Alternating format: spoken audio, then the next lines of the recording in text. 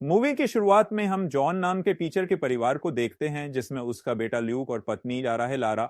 जब बाथरूम में आकर अपना कोट देखती है तो उसमें खून लगा दिखाई देता है, जिसे वह धोने लगती है। उसी समय पुलिस आ जाती है, जो लारा को पकड़कर अपने साथ ले जाती है, क्योंकि उस पर अपनी बॉस की हत्या का आरोप लगा है। उसके बाद 3 साल बाद का सीन दिखाया जाता है। अब ल्यूक थोड़ा बड़ा हो चुका है, लेकिन लारा अभी भी जेल में है, इसलिए जॉन ल्यूक को लारा से मिलवाने जेल ले जाता है।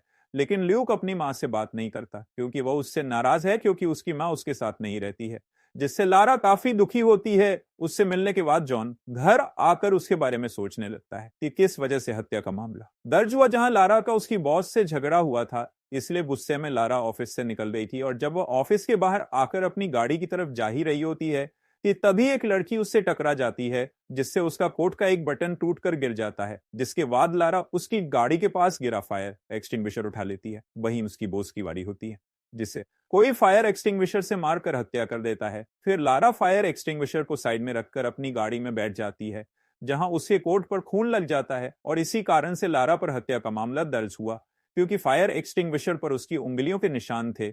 और जब लारा अपनी गाड़ी से घर जा रही थी, तब ऑफिस में काम करने वाले एक आदमी ने उसे देख लिया था। लारा कहती है कि बोस की हत्या उस लड़की ने की जो उससे टकराकर चली गई थी। उसके बाद जॉन अपने वकील से मिलता है, लेकिन उसका वकील उसे कहता है कि पिछले कई सालों में कोई भी हत्या के मामले में जेल से बाहर नहीं आया, इसलिए तुम भी लारा को जेल से बाहर लाने का ख्याल अपने मन से निकाल दो।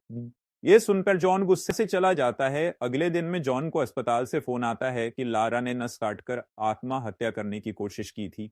यह सुनकर जॉन घबरा जाता है और तुरंत उससे मिलने जाती, जो कि बच गई थी। और उसको इस हालत में देखकर वह निर्णय लेता है कि किसी भी कीमत में वह लारा को जेल से निकलवा।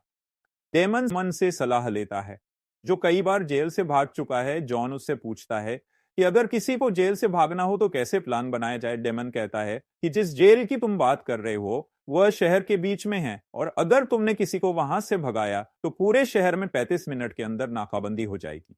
और ये हर प्लान बनाकर रखो कि भागकर कौन से देश जाओगे, और वहां जाने के लिए तुम्हें नकली आईडी और पासपोर्ट बनाना होगा, जिसके लिए तुम्हें बहुत पैसे लगेंगे। लेकिन अब जॉन ने दृढ़ संकल्प लिया था कि वह जेल से भागकर ही रहेगा, इसलिए वह काम के लिए तैयार हो जाता है और घर आकर सारा प्लान बनाने लगता है कि वह किस तरह से लारा को जेल से भाग सकता है। इसलिए वह जेल के अंदर की दिनचर्या का अध्ययन करता है, जिसके बाद ड्रग बेचने वाले आदमी के पास आता और नकली पासपोर्ट आईडी बनाने के बारे में पूछता है, जिस पर वह आदमी उसे क्लब का पता बताते हैं और एक आदमी से मिलने को कहते हैं। इसलिए जॉन क्लब में उस आदमी से मिलने जाता है, लेकिन ये वह ड्रग वाला अपने साथियों के साथ मिलकर जॉन को बहुत मारता है और उसके पैसे छीनकर वहां से भाग जाता है।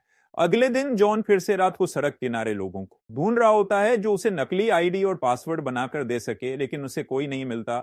इसलिए वो उदास होकर घर चला जाता है। तभी एक बाइक उसका पीछा करती हुए उसके घर तक आ जाती है, जहां वह आदमी जॉन से कहता है कि मैं नकली आईडी और पासपोर्ट बनाकर दे सकता हूं, लेकिन उसके लिए $3,700 देने होंगे। जॉन उसे पैसे दे देता है।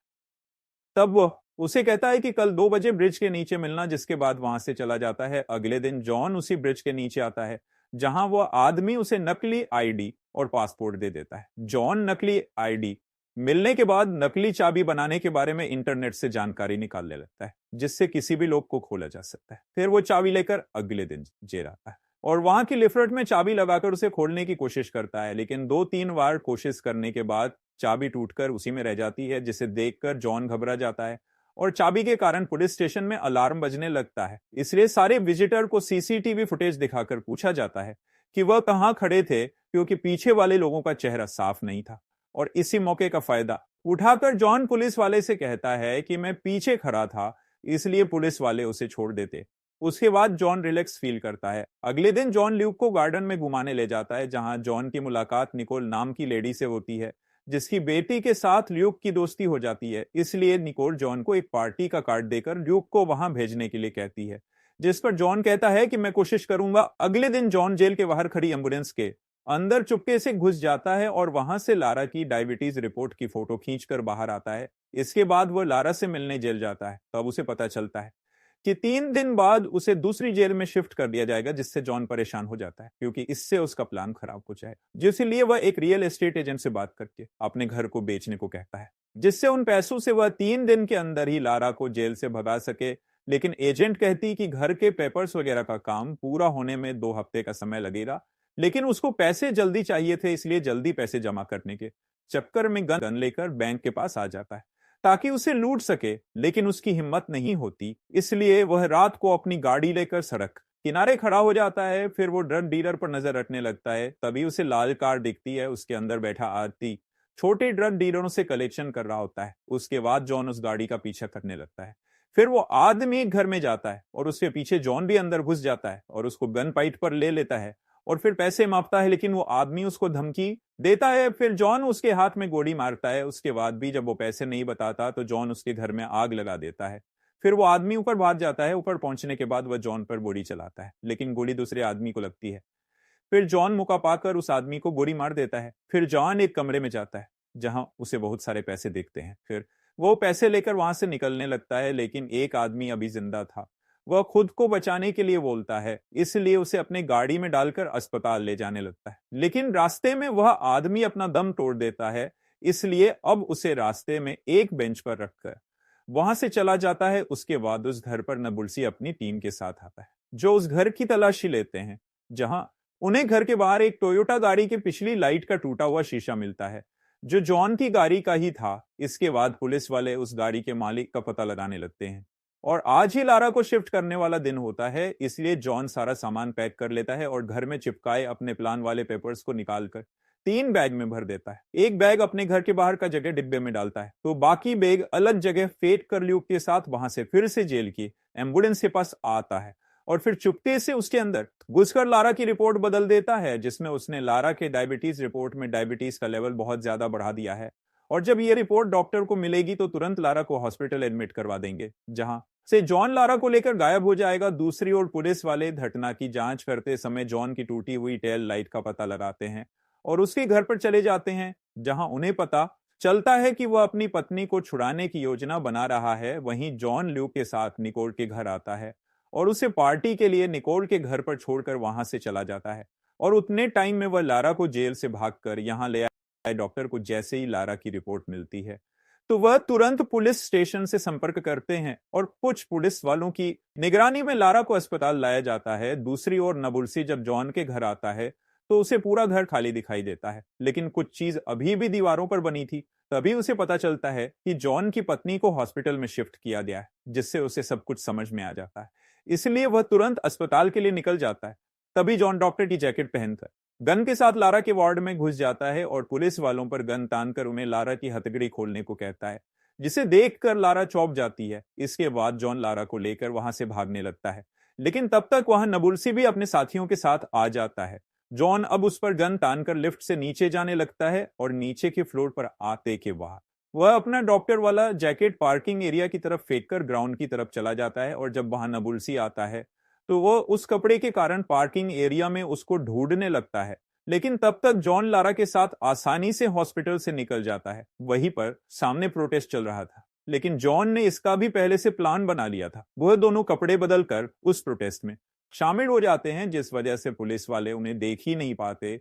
उसके बाद जॉन और लारा स्टेशन आ जाते हैं, लेकिन नबुल्सी भी वहां आकर उन्हें देख लेता है।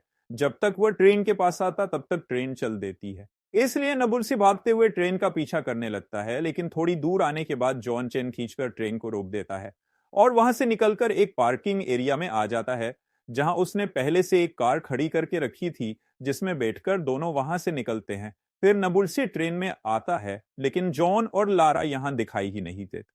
दूसरी ओर जॉन और लारा निकोल के घर आते हैं, जहां उसकी मां से जॉन को पता चलता है कि पार्टी घर में नहीं बल्कि जू में होने वाली है। यह सुनकर जॉन परेशान हो जाता है और तुरंत वहां से जू के लिए निकल जाता है।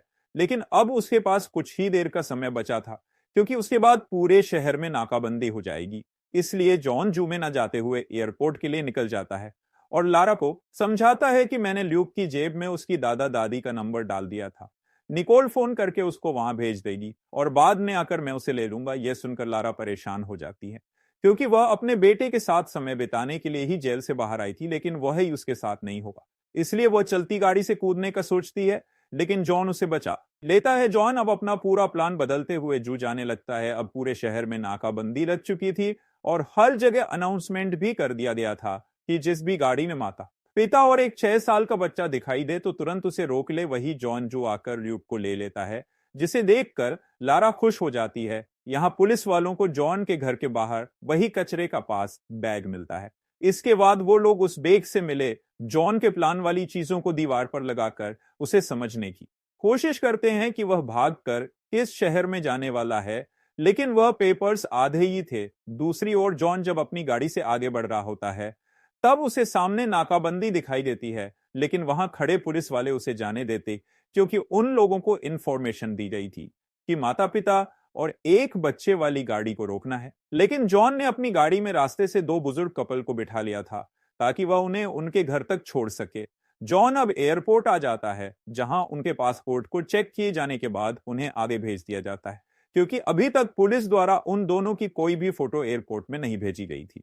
लेकिन जॉन के जाने के बाद उसकी और लारा की कंप्यूटर में फोटो आती है और नए आर्मी के वहां पर आने के कारण वह सभी आसानी से बच जाते हैं।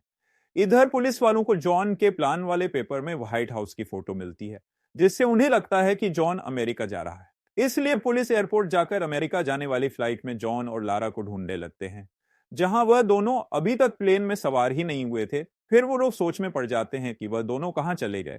फिर उन्हें समझ में आता है कि जॉन ने चकमा देने के लिए यह बैग छोड़ा था। दूसरी ओर जॉन लारा और ल्यूक को देखते हैं, जो आराम से प्लेन में सवार होकर दूसरे शहर के लिए निकल जाते हैं, और वहां पहुंचने पर लारा ल्यूक को प्यार करते हुए उसके साथ सो जाती है, जैसा वह जेल में सपना देखा करती थी। और इसी सीन को जॉन कैमरा में कैद कर लेता है। वहीं हम डिटेक्टिव को देखते हैं, जो लारा के बॉस की हत्या वाली जगह पर होता है, और हमें उसे हत्या का सीन दिखाया जाता है, जहां सच में वह लड़की जो कि लारा से टकरा कर भागी थी, उसी ने बॉस की हत्या की थी और लारा निर्दोष थी। तब डिटेक्टिव आसपास उस बटन को ढूंढने लगते हैं, जैसा कि लारा ने कहा था। वो बटन उसी लड़की का टूटा हुआ था जो उससे टकराई थी, और अगर वह बटन उन्हें मिल जाएगा तो यह साबित हो जाएगा कि लारा निर्दोष है। इसलिए वह डिटेक्टिव वही लगे गटर का ढक्कन हटाकर देखने लगते हैं, लेकिन उन्हें वो बटन कहीं नहीं मिलता। लेकिन जब वह ढक्कन बंद कर रहे होते तो वह बटन वहीं होता है, और उस पर डिटेक्टिव की नजर नहीं जाती। और अब भी डिटेक्टिव के लिए लारा दोषी ही है, क्योंकि अभी भी सबूत नहीं मिला है। इसी के साथ मूवी खत्म हो जाती है।